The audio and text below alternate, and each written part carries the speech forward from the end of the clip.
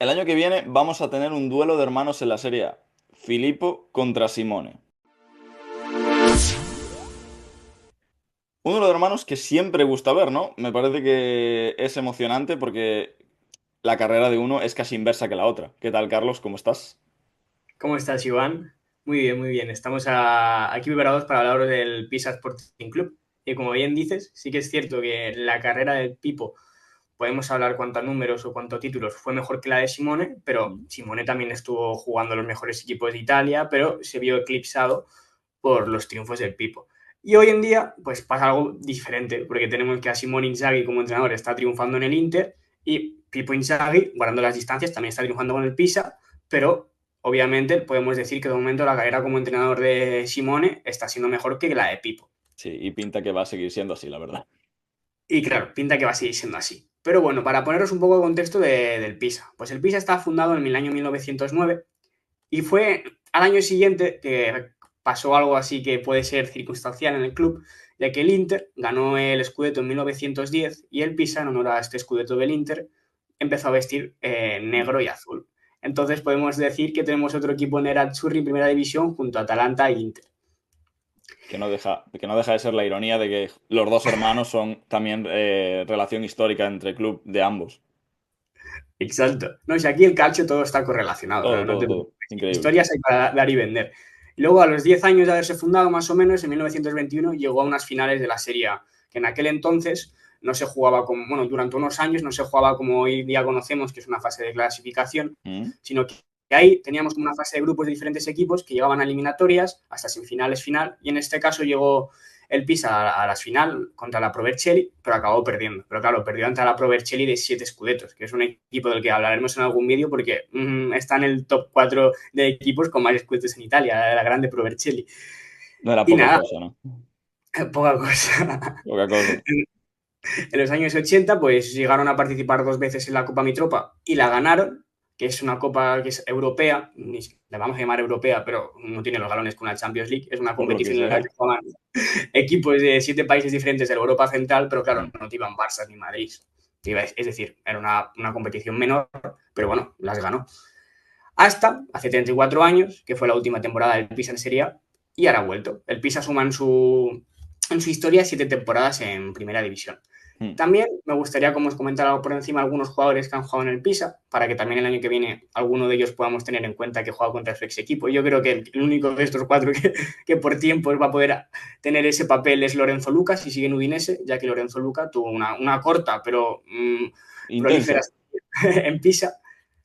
Luego tenemos a Diego Pablo Simeone, que dudo que pueda jugar contra el Pisa la temporada que viene, pero vemos que se ha convertido en uno de los mejores entrenadores de Europa. Iván Provedel, que va a dejar la Lazio seguramente, pero también estuvo en el Pisa. Mm. Y por último, yo creo que es el jugador con más nombre que ha salido del conjunto pisano, que sería Dunga, el famoso brasileño que ganó el Mundial de 1994.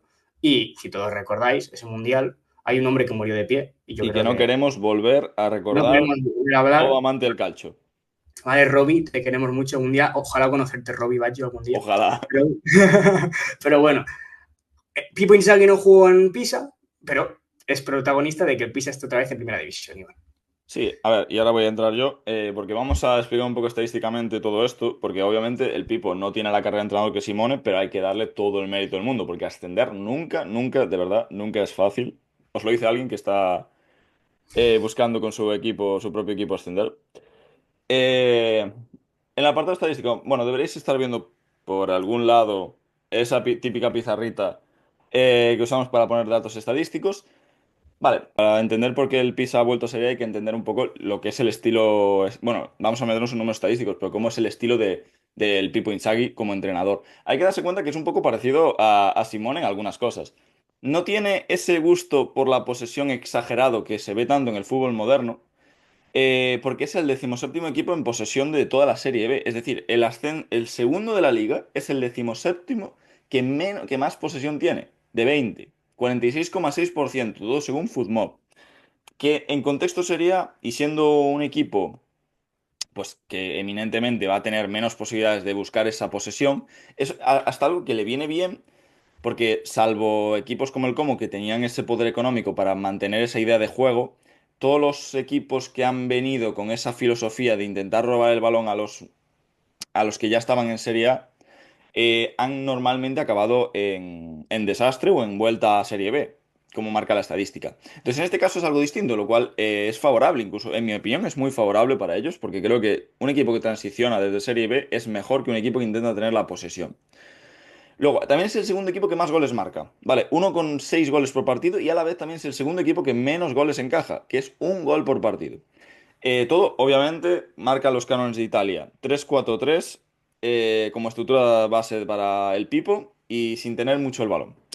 Es un equipo que en ambas áreas, como podemos comprobar, se desenvuelve muy bien. Quinto equipo, también es el quinto equipo, perdón, se me olvidó comentarlo, con más toques de balón en la rival.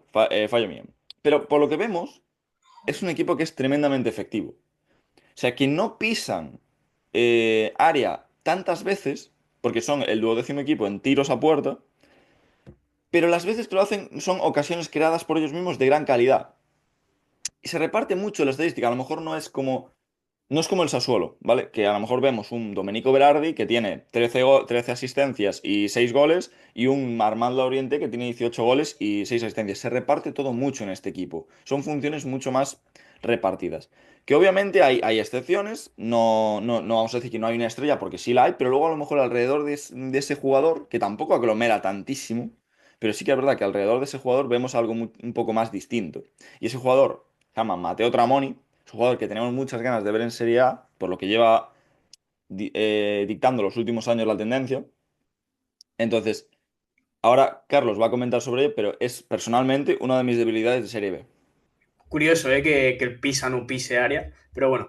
Eh, tenemos al Pisa, que es el segundo mejor equipo, Joder, tío. el segundo mejor equipo de la Serie B, pero claro, no tiene ese Berardi. Pero tenemos a Mateo Tramoni, que te lo voy a comentar un poco por encima. Pues es un Esto lo media pienso punta. poner, lo del piso lo pienso poner en Twitter, como aviso antes de que empieces, vale. Ya está. Puedes seguir. Es un, Mateo Tramoni es un media punta desbordante, muy creativo, que pisa área otra vez y que también, si tiene que ir al choque, va.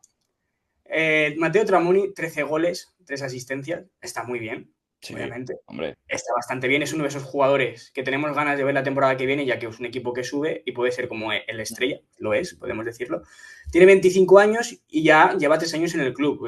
Creo que también es bonito el ver que no es un jugador que parezca que se pueda ir ya de ya, que tiene esa estima al club. Veremos qué pasa este verano. Y nada, es uno de los jugadores más interesantes cara a ver la Serie A, y sobre todo ver al Pisa de vuelta en Serie A. O sea, son Mm. jugadores que nos robamos ya de Serie B para poder disfrutar aquí en el calcio.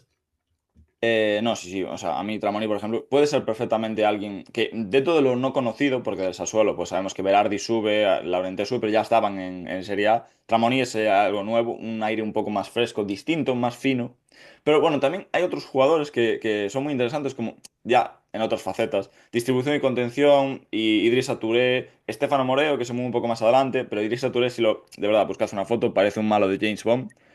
Eh, Stefano Moreo, que a sus 31 creo que ha establecido un nivel en Serie A de regularidad importantísimo, que es el líder de asistencias del equipo con 6 jugando por detrás, por supuesto, de Alexander Lind, que es uno de mis favoritos porque es un punta alto, de aguante fuerte, danés, sí creo que danés, 8 goles y tiene muchas piezas, además de estos tres, que distribuyen las funciones muy bien y como comentábamos antes, que han conseguido que la estadística se reparta más, que no haya, aparte de Tramoni, un futbolista que destaque exageradamente por delante de los demás. Y eso es un mérito porque creo que Pipo Inzaghi ha conseguido cohesionar de manera muy interesante toda una estructura. Luego también hay talentos como Angoni, como Bonfanti. Bonfanti está cedido del Atalanta, pero son talentos que vienen por detrás, que son mucho más, que son mucho más jóvenes, más eléctricos y que cara sería pueden ser muy interesantes también. Eh, por, por ir comentando también una cosa, Angori, perdón, es el futbolista de la liga que más ocasiones crea por minuto de juego. Es decir, de lo que juega, es de lo más interesante y más efectivo de cara al área. Y ahora, por darle un contexto histórico de cara al club, hay que hablar también de su rivalidad, Carlos. Exacto. A todos nos gusta Italia, lo que es el Sí. fútbol de grada, el fútbol de hinchas, y el acontecimiento histórico que más nos llama y que para mí, tanto como en Inglaterra, pues tiene su sede en Italia, que son los derbis. Mm, Como sabéis, Pisa está en la Toscana, también está la Fiorentina, el Empoli, mm. pero el Pisa en los últimos años, o en los últimos bastantes años que no han estado en Serie A, pues que se han estado moviendo en lo que son las categorías profesionales, pero un poquito más inferiores, tenía un derbi, el derbi contra el Livorno. Mm. Pero ¿qué pasa?